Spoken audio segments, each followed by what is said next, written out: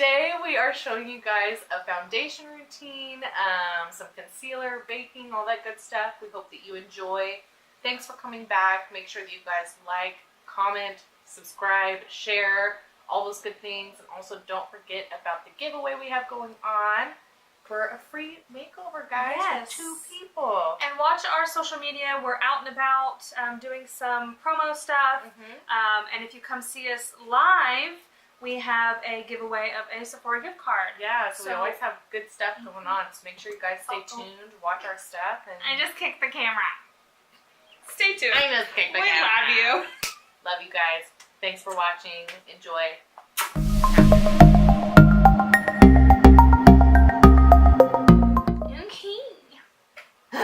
Let's talk foundation. Alright, we have filmed 4 videos today, and we're exhausted. But we want to tell you guys about foundation. Yeah. So, let's start with primer, right? primer. I literally only have one right now. Yeah, I have a bunch, but they're not easily accessible. So I'm going to go in. You guys have seen me use this before. The No Problem primer from Touch and Soul. And it's a silicone primer. It's smoothing. It's supposed to be blurring, I think. And just to fill in my pores and give myself a smooth canvas. And so I have the Hangover RX with coconut water. This is a silicone-free primer. You can do it on your hands and rub it in, which is how I prefer to do it. I've never seen anyone use a brush to do primer. There are spray primers.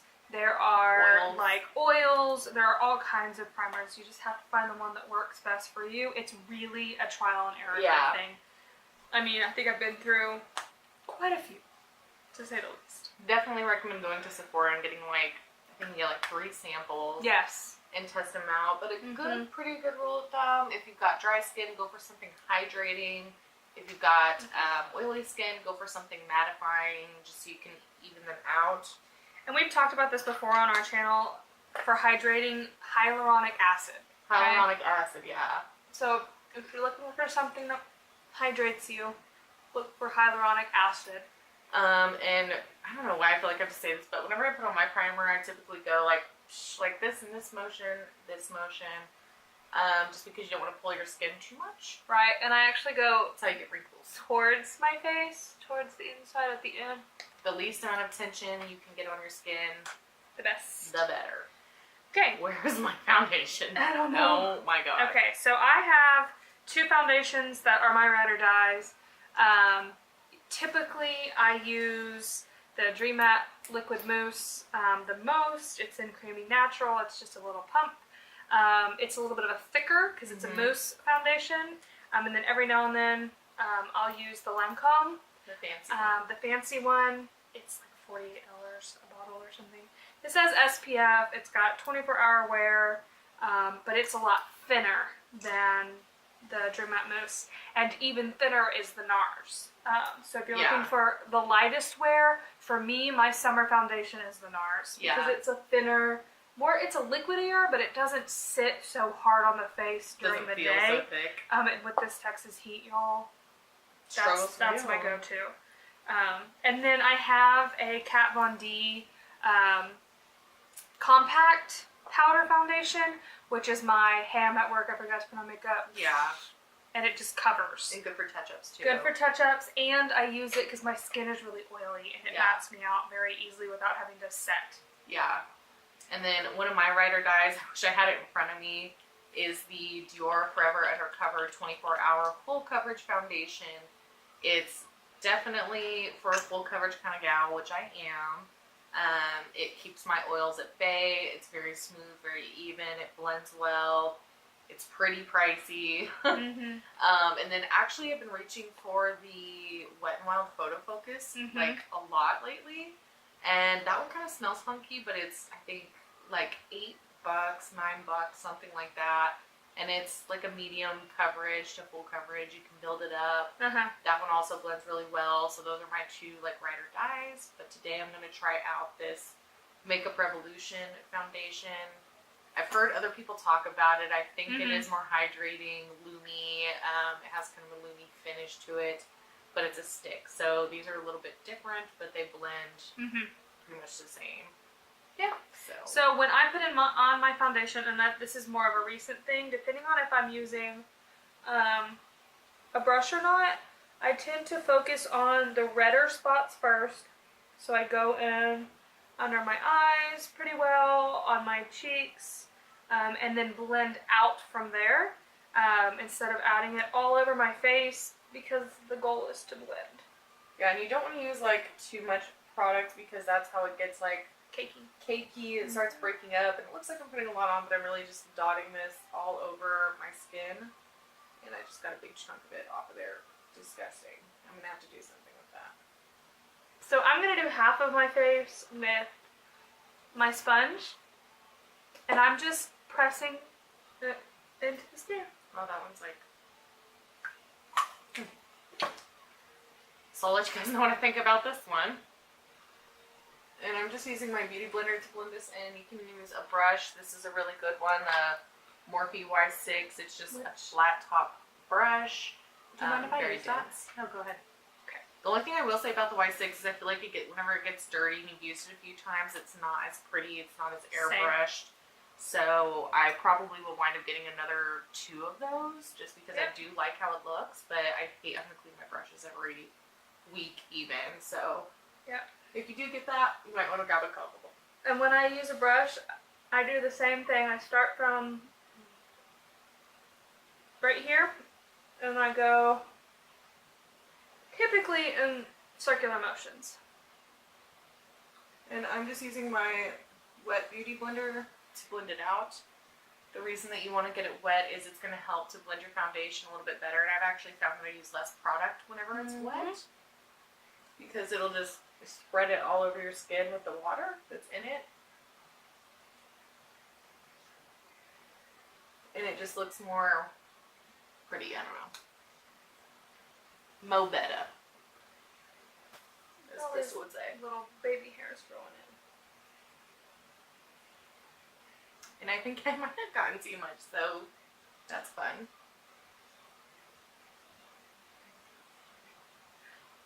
Another thing that you'll find that happens with using a brush is that if it is dirty, you'll get streaks really bad. Yes. Because it's all caked up, and it, instead of being fluffy and brushy, it becomes like sticky, and it's not as cute. With So, the careful with that. Y6 whenever I use it, I typically do like a stippling thing, and then so like stippling, and then, but yeah, you see how it's like kind of dirty? Yep. I probably got like 2 more uses out of that before. Yeah, and this is mine. I can literally, this is it dirty. You could squeeze it, and then it basically stays together. Yeah. And that is gross. So I'll need to wash those soon. That is a pretty foundation. Thank you. You're welcome. Just trying to help, and then I didn't help. It's alright. Yeah. Concealer's next. I have 2 concealers that I use often. Mostly I've been using my Soft Matte Creamy Concealer in here. Ride or die. Love her in the little jar, or I'll use my Tarte Shape Tape. When I do my NARS, I take the tip of a beauty blender, a really gross, ugly beauty blender, and I just twist her in there, get it right on the edge, and then I always start from the inner corner out. Same, and then you can also use a brush to apply that and then blend it out with the same beauty blender. I also use a Shape Tape, but today I'm going to use the Makeup Revolution concealer. I've heard good things about it, comparable to the Shape Tape for, you know, half the price, which it feels really nice. I don't know that I would agree that it's the same kind of coverage that I get from the Shape Tape, but I'm just going to make a tiny little triangle underneath my eyeball. And I don't even go all the way out with my triangle, like not a big one, just a little guy.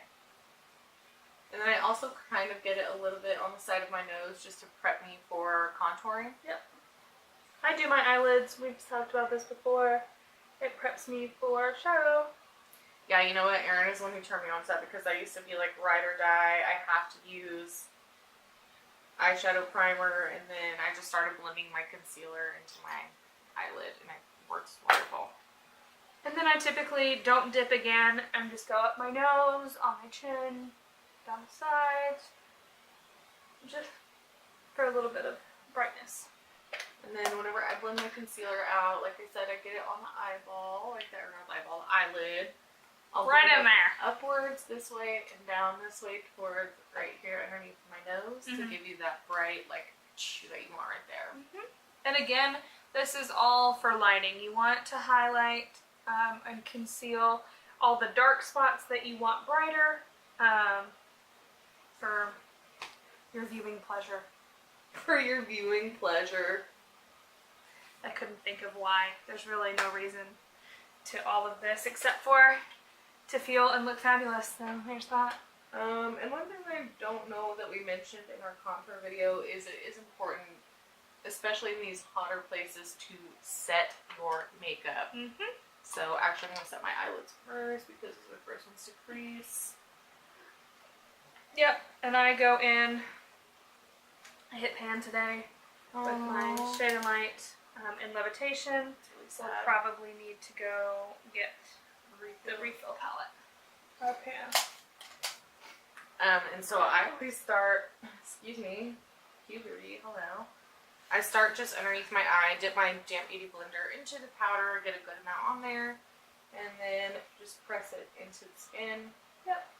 And I do the same. I press it into the set powder, and then go under my eyes and right on top of my lids, because like she says, those crease so fast. And then you're going to want to put powder pretty much anywhere that you get oily fast. Like I always, not bake my nose, but, you know, put a good amount of powder on it because it does get so oily so fast. That's my, like, no-no zone. Right here on the side of her nose is The worst. The worst spot on my face. So I always have to powder it. Otherwise, it'll be a disgusting mess. I mean, it's not that bad, but, you know. And when I set my face with a brush, I do make sure that I'm not, like, going in too much in a circular motion. Pat it in. Dusting her in. The more that you can, like, pat your skin with the tools that you're using, the more airbrush it's going to come out. Right, because you don't want to move it around.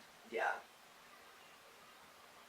God, this air smells stinky. It smells so good. Stinky. Not really. It smells like grandma. But it's so good. It is so good. It doesn't flash back at all.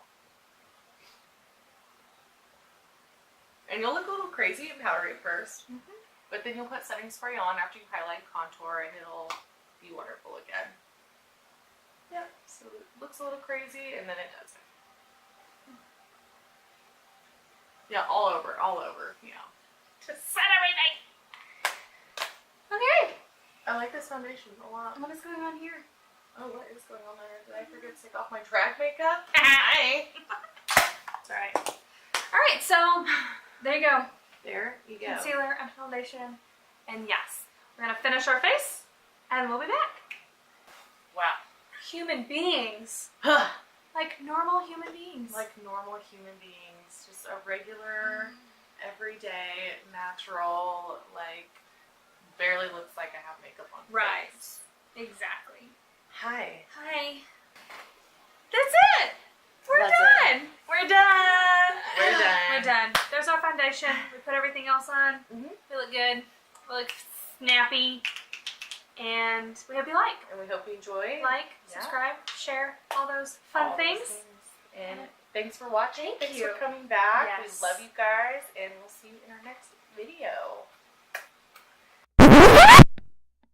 Oh, I have to redo Share. that. Fuck my life, Aaron. Again, I'm sorry. Today. I'm so tired. Corona. Do this.